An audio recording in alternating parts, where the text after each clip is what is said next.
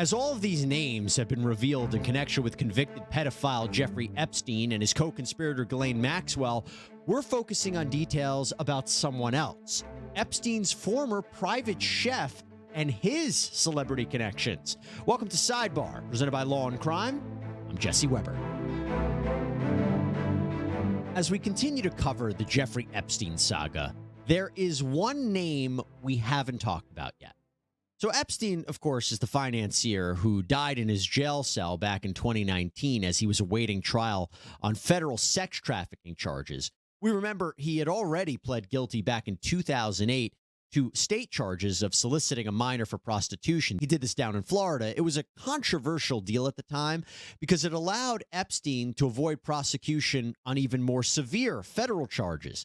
He was sentenced to 18 months in jail, spent most of that time in a work release program where he spent the day at his office, then went back to his cell at night. But then you fast forward years later, and he was arrested on those more severe federal sex trafficking charges. Speaking of which, Ghislaine Maxwell, his accomplice, she was convicted of sex trafficking charges of her own in 2021 and sentenced to 20 years behind bars.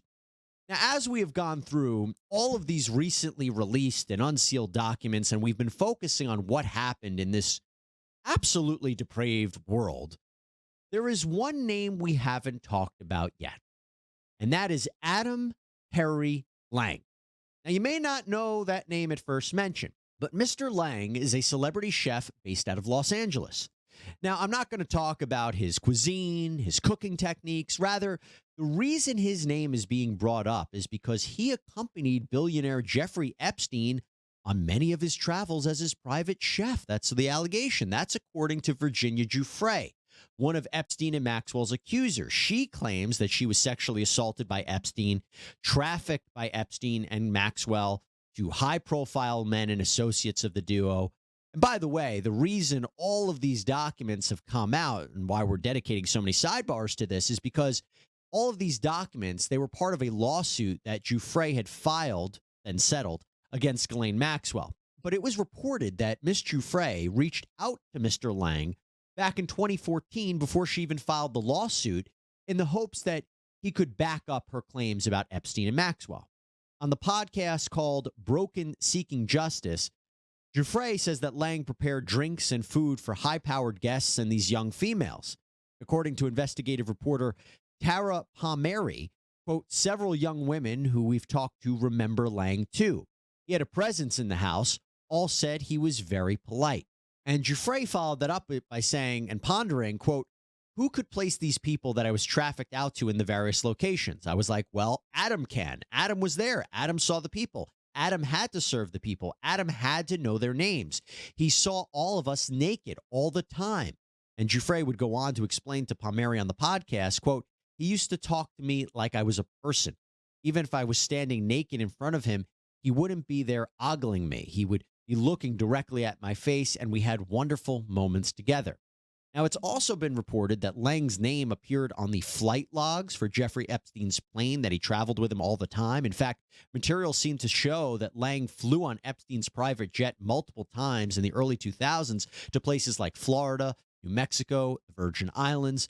In fact, the pilot of the so-called Lolita Express, as it's been dubbed, said in a deposition back in 2016 that Lang had stayed at Epstein's townhouse in Manhattan, too. Now, to be clear, it is our understanding that there is no mention of any wrongdoing by Lang, that he didn't participate in any of this, or whether he even knew about what Epstein was doing with all of these young women and young girls. In fact, in a 2019 statement, Mr. Lang said, quote, almost 20 years ago, as a young chef, I was hired to work for Jeffrey Epstein. My role was limited to meal preparation. I was unaware of the depraved behavior and have great sympathy and admiration for the brave women who have come forward. In 2020, Lang's attorney reportedly told the Daily Beast that Lang was cooperating with New York prosecutors who were investigating Epstein's sex ring. But now here is one of the reasons why Lang's name is coming up now. He opened a restaurant in Hollywood called APL back in 2018. It actually closed in 2022. And Lang was friends with host and comedian Jimmy Kimmel. In fact, Lang had appeared on Jimmy Kimmel Live several times, showing off his barbecue skills. Kimmel had visited the APL restaurant. There's reporting that he might have had an investment or supported the APL restaurant. But take a look at this clip. Can I have you slice this? I would love to slice it. One of my things, as you know, is this board dressing. I basically take olive oil, herbs, This is a whatever great you thing want. to do. After you've cooked, because I follow your recipes in your cookbook, after you've made the meat, then you put it on the board, you cut it up, and you just kind of slather it around in this dressing. Yeah, Jimmy, I want to gift you something. What's my gift? Well, I have 2 George Dickel barrels. Is he in there? No, no. Oh. You have a barrel? Yeah, That's I a have real 2 barrel barrels. of whiskey? I have 2 barrels, and since Wow. you're such a good friend, I'm giving you one. You see that? That's friends give friends whiskey. So there's this connection between the two men, right? The two men even have been described as having a meat-loving bromance. In fact, Kimmel said that Lang was once a chef on his show. There was a weird turn in 2019. I'll talk about that real quick. So Lang was actually arrested on Kimmel's property back in 2019. Yep. Police had responded to a call about someone being shot and that there were bombs being planted around Jimmy Kimmel's Hermosa Beach house. Lang was living there. Police get there. They take Lang into custody. But it turns out this initial 911 phone call was a prank. It was a form of swatting. Really unfortunate to hear that. But you get an idea of the relationship between the two men. You know, when I do this podcast, I'm conscious about what I wear. This is not by accident. I want to be presentable to all of you. And there is a place that I want to tell you about where you can find clothing to buy and a whole host of other things to buy. It's called Deal Dash. What is that? Glad you asked. Deal Dash is an auction website. It's been around for 14 years, and they are now a proud sponsor of Sidebar. They have awesome deals, super exciting auctions. The way it works is you buy bids, and then you bid on things that start at $0. Everything on the site starts at $0. And they gave me, Jesse Weber from Law&Crime Sidebar, $100, which came out to $770. And let me tell you, when I say I'm bidding hard right now on these Psycho tuna bathing suits, I mean, summer's right around the corner. I want them. No, I need them. Okay.